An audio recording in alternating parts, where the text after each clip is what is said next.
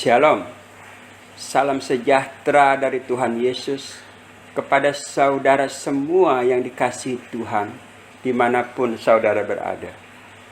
Saudara yang dikasihi Tuhan, hari ini isi firman akan membahas tentang tokoh-tokoh di Alkitab yang mengalami luka batin.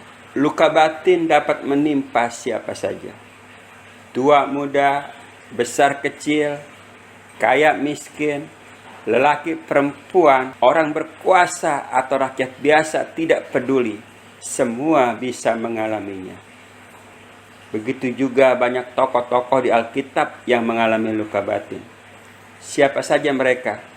Yuk kita simak beberapa di antara. 1. Ismail. Ismail adalah putra Abraham dari budaknya yang bernama Hagar. Ismail mengalami luka batin sejak dalam kandungan, yaitu ketika Sarai, istri Abraham, menindas Hagar ibunya. Tertulis di Kejadian 16 ayat 6. Puncaknya adalah ketika Ismail beserta ibunya diusir dari rumah oleh ayahnya sendiri. Kejadian 21 ayat 14. Itu semua menyebabkan luka di batinnya. Akibatnya apa, saudara? Ismail berperilaku seperti keledai liar, suka berkelahi dengan semua orang, dan hidupnya menyendiri atau berseberangan dengan semua saudaranya. Kejadian 16 ayat 12. Itulah akibat luka batin yang dialaminya. Nomor 2, Benyamin. Benyamin adalah anak bungsu dari Yakub atau Israel. Ibunya bernama Rahel, meninggal dengan sangat kesakitan ketika melahirkannya. Karena itu ia diberi nama Ben-Oni oleh ibunya, yang artinya anak kedukaan. Tetapi kemudian oleh ayahnya namanya diganti menjadi Benyamin. Tertulis di Kejadian 35 ayat 17 sampai 19. Benyamin mengalami luka batin sejak dilahirkan. Dia selalu merasa dirinya disalahkan atas kematian ibunya. Apalagi ayahnya lebih menyayangi Yusuf, kakaknya, ketimbang dia. Padahal dia adalah anak bungsu. Itu penyebab luka di batinnya. Akibatnya apa? Benyamin berperilaku seperti serigala, agresif dan penyendiri, tetapi dia juga suka menolong orang. Kejadian 49 ayat 22. Abimelek. Abimelek adalah anak dari Gideon, pahlawan bangsa Israel. Hakim-Hakim 8 ayat 31. Abimelek mengalami luka batin sejak kecil karena dia tidak diizinkan tinggal bersama ayahnya seperti saudara-saudaranya yang lain. Dia dibiarkan tinggal sendiri bersama ibunya di kota Sikem. Itu menimbulkan kemarahan karena merasa diperlakukan beda dan menyebabkan luka di batinnya. Akibatnya apa? Setelah dia besar, punya uang dan pasukan, dia membunuh semua saudara-saudaranya, yaitu anak-anak dari ayahnya, berjumlah 69 orang. Itulah bahayanya orang yang luka batin dan belum dipulih. 4. Yefta. Yefta adalah seorang yang gagah perkasa.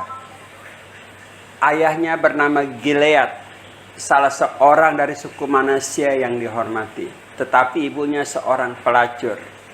Hakim-Hakim 11 ayat 1 sampai 2. Yefta mengalami luka batin sejak kecil. Ia dihina karena status ibunya. Dan luka batinnya bertambah setelah dia diusir oleh saudara-saudaranya karena masa lalu ibunya. Ini menyebabkan luka di batinnya.